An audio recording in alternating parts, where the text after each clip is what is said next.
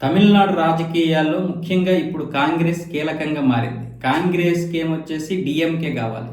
DMK ఏమంటుందంటే మీకు స్థానాలైతే ఇస్తాం గానీ అధికారంలో భాగస్వామ్యం ఏమో అంటుంది. పైగా 40 స్థానాలు కాంగ్రెస్ కావాలనంటే 28 లేదా 30 స్థానాలు, అంతకు మించి ఒక్క స్థానం కూడా ఎక్కువ ఇవ్వమని చెప్తోంది. సో ఇప్పుడు ఇలాంటి పరిస్థితుల్లో ఇప్పుడు టీవీకే విజయ్ ఏం చెప్తున్నాడంటే మీకు భారీ ఆఫర్ ఇస్తాం. మీరు ఎలాగైతే సీట్ల కోసం అక్కడ తంటాలు పడుతున్నారో ఇక్కడ మీరు రండి, 70 స్థానాల్లో పోటీ చేయండి, మీకు 70 స్థానాల్లో అవకాశం ఇస్తాం, అలాగే 6 మంత్రి పదవులు ఇస్తాం, అలాగే ఒక డీసీఎం, ఉప ముఖ్యమంత్రి, వీటితో పాటు స్థానిక ఎన్నికల్లో 40% స్థానాలు కల్పిస్తాం, అలాగే 8 మేయర్ పదవులు కూడా ఇస్తాం అని ఇప్పుడు విజయ్ అయితే భారీ ఆఫర్ ఇస్తున్నాడు. కాకపోతే ఇవన్నీ మీరు పొందాలంటే మీరు ఎక్కడా కూడా లోపాయకారికంగా రాత్రి 12 తర్వాత ఫోన్లు చేసుకోకూడదు.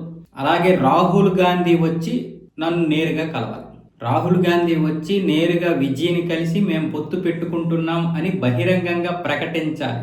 అలా బహిరంగంగా ప్రకటిస్తానంటే మీకు ఇవన్నీ కూడా మేము ఇస్తామని భారీ ఆఫర్ అయితే విజయ్ అయితే వెళ్ళి ఇచ్చాడు. విజయ్కి చెందినటువంటి నేతలందరూ వెళ్ళి ఇప్పుడు కాంగ్రెస్తో మంతనాలు జరుపుతున్నారు. అయితే కాంగ్రెస్ ఇక్కడ తర్జన భర్జనలు ఎందుకు పడుతుందంటే ఇప్పుడు విజయ్ ఇచ్చినటువంటి ఆఫర్ను తీసుకుంటే మొత్తం రేపు రాబోయేటటువంటి పార్లమెంట్ ఎన్నికల్లో దెబ్బతినే అవకాశాలు ఉన్నాయి. ఇండీ కూటమి ఏదైతే ఉందో ఇండీ కూటమి ఇప్పుడు కాంగ్రెస్ గనక ఇక్కడ డిఎంకేని వదిలేస్తే రేపు జాతీయంగా మిగతా అన్ని పార్టీలు కూడా వదిలే అవకాశాలు ఉంటాయి. అప్పుడు డిఎంకే ఊరుకుంటుందా?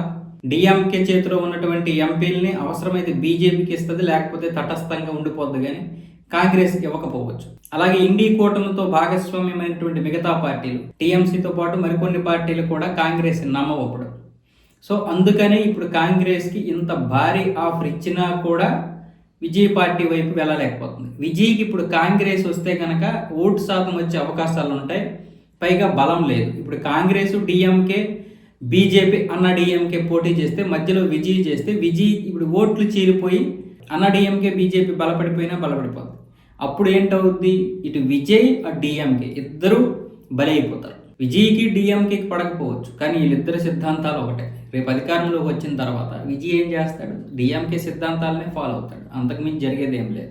సో కాంగ్రెస్ కనుక వస్తే ఓట్లు ఎక్కువగా విజయ్కి పడతాయి. తద్వారా ఏమవుతుందంటే డిఎంకే బలహీనపడుతుంది, అన్నా డిఎంకే, బీజేపీ కూడా బలహీనపడుతుంది. బీజేపీకి పెద్దగా ఇక్కడ ఓట్లు శాతం లేవు అని వాళ్ళ యొక్క ఉద్దేశం. కాకపోతే బీజేపీ అన్నా డిఎంకే కలుస్తుంది కాబట్టి హిందువులు ఓట్లు ఎక్కువగా పడే అవకాశాలు ఉంటాయి. అంటే న్యూట్రల్గా ఉన్నటువంటి హిందువులు ఒకవేళ బీజేపీ వైపుకి వెళ్ళిపోతారనే భయంతో ఇప్పుడు కాంగ్రెస్ను కలుపుకోవడానికి విజయ్ చేస్తున్నటువంటి ఈ ప్రయత్నాలు ఎంతవరకు ఫలిస్తాయో చూడాలి మరి.